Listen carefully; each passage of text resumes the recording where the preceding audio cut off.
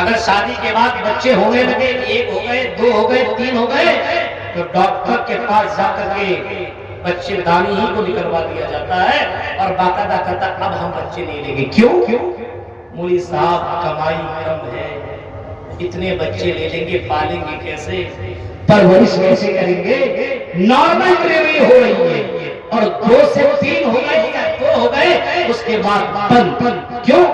کھلانا پلانا مجھ کو نہ پڑ رہا۔ مولوی صاحب میرے بھائیوں، یہ بھی عقیدہ تمہارا کمزور، اس کی بھی اصلاح ضروری ہے۔ اللہ جو دنیا کے اندر بچوں کو لا رہا ہے، اولاد ہمیں دے رہا ہے، اللہ کہتا لا تقتلوا اولادکم خشیۃ املاق۔ اے لوگوں، تم اپنے بچوں کو کھلانے پلانے کی ڈر کی وجہ سے قتل مت کرو، مت مارو، اپنے بچوں کو مت مارو، رحم مادر میں مت مارو۔ میرے بھائیو، یہ بہت بڑا پاپ ہے، یہ بہت بڑا گناہ ہے۔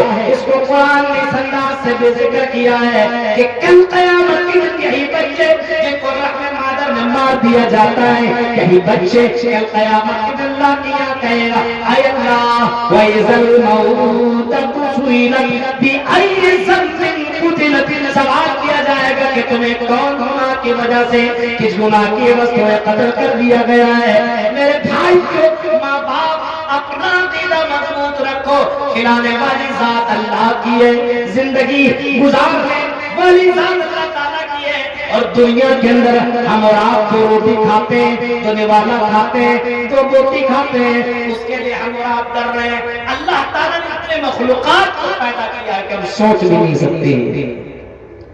غالباً 18,000 مخلوقات ہے، غالباً بتاؤ، اور اس میں ایک ایک مخلوق اتنی بڑی بڑی ہے، سمندر کے اندر ایک ایک مچھلی اتنی بڑی بڑی ہے کہ ایک مچھلی روزانہ 1000 کنٹل گوشت کھا جاتا ہے، ایک مچھلی۔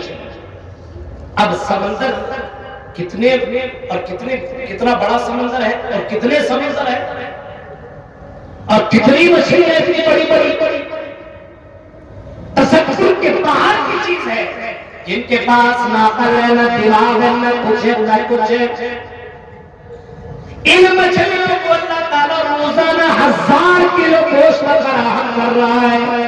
ہاں سنو میرے بھائیوں، کم سے کم یہ واقعہ سن لینے کے بعد، یہ ساری باتیں سن لینے کے بعد تمہارے دل و دماغ اور تمہارے کھوپڑے میں یہ بات کیسے آتی ہے کہ ہم اپنے بچوں کو رحم مادر میں مار دیں، ہم ایبوشن کرا دیں، بچے داری کو ختم کروا دیں، ہم آپریشن کرا کر کے ہم اس چیز کو ختم کر دیں۔ میرے بھائی، جہاں بھی تمہارا عقیدہ کمزور ہے، اپنے عقیدے کی اصلاح کرو۔ اللہ تبارک و تعالیٰ جس نے تمہیں پیدا کیا ہے وہی تمہارے بچوں کی بھی پرورش کرے گا، جو تمہیں پرورش کر رہا ہے وہ تمہاری اولاد کی بھی پرورش کرے گا۔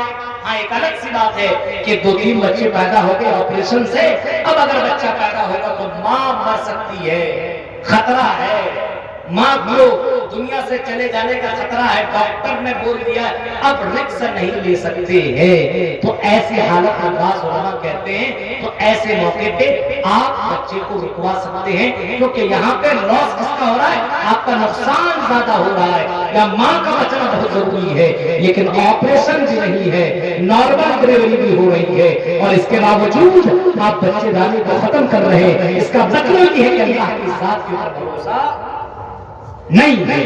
میرے بھائیوں، اسی وجہ سے سب سے پہلے عقیدے کی اصلاح کرو، سب سے پہلے عقیدے کی اصلاح کرو۔ فرمایا لا تقتلوا اولادکم خشیۃ املاق، او لوگوں تم اپنے بچوں کو رحم مادر میں قتل مت کرو، کھلانے پلانے کی ڈر کی وجہ سے مت مارو۔ نحن نرزقکم وإیاہ، ہم تمہیں روزی دیتے ہیں اور ہم تمہاری اولاد کو بھی روزی دیں گے۔ اور یہ اللہ کہہ رہا ہے، کوئی دنیا کا کوئی نیتا نہیں کہہ رہا ہے، اور اللہ تعالیٰ جو بھی بولتا ہے سچ سچتا ہے۔